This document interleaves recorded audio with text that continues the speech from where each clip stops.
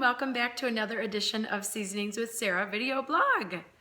Last night my doorbell rang right when I was getting ready to make dinner, and I thought maybe it was a package, so I didn't really rush to the door. But when I opened it, there was actually a human being standing on the other side, which is very unusual.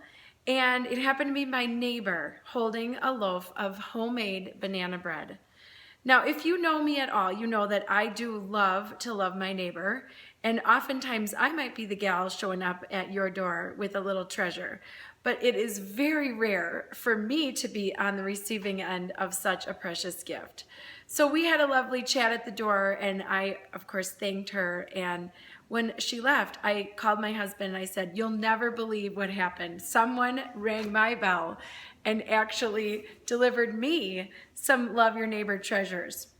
Well, it got me to thinking about how often we talk about the command, if you will, to love our neighbor, but we might not really know the reason why. And I would suggest that we are supposed to love our neighbor because it's biblical, and Jesus said so. When the Pharisees were quizzing Jesus, if you will, in the book of Matthew around chapter 26, there's this dialogue where the Pharisees are pressing Jesus and they want to know, they think they're going to trick him actually, even though he just had finished silencing the Sadducees. They think they're going to trick Jesus, and they ask him, if the entire law could be summed up in one command, what would it be, teacher? And Jesus replies, first, you're to love the Lord your God with all your heart, soul, mind, and strength.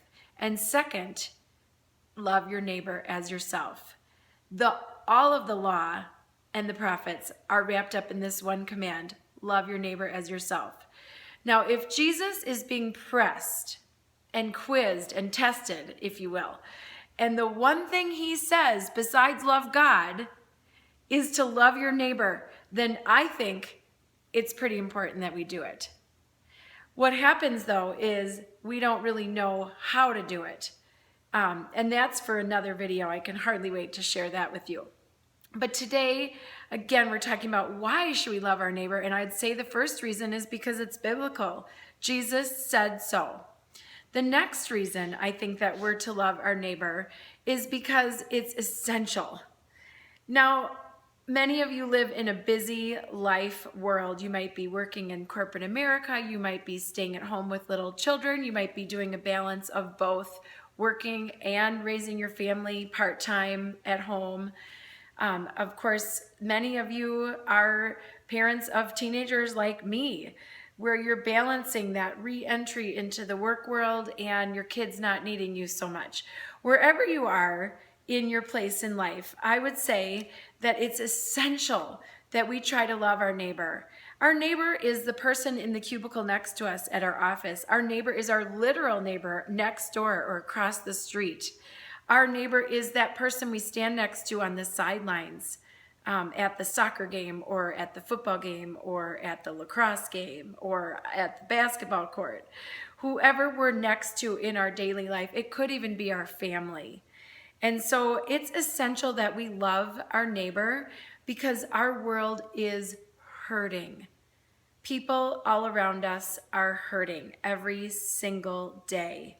And if we have the love of God, then our job is to pass that on to others in our life that might be facing trial, just loneliness, maybe hardship, maybe just the chaos of their daily life and the busy life they're leading.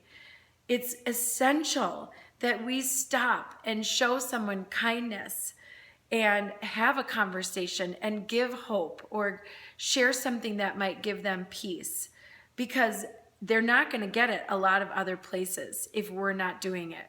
Which brings me to our third reason that we should love our neighbor, and that is because it is life-changing.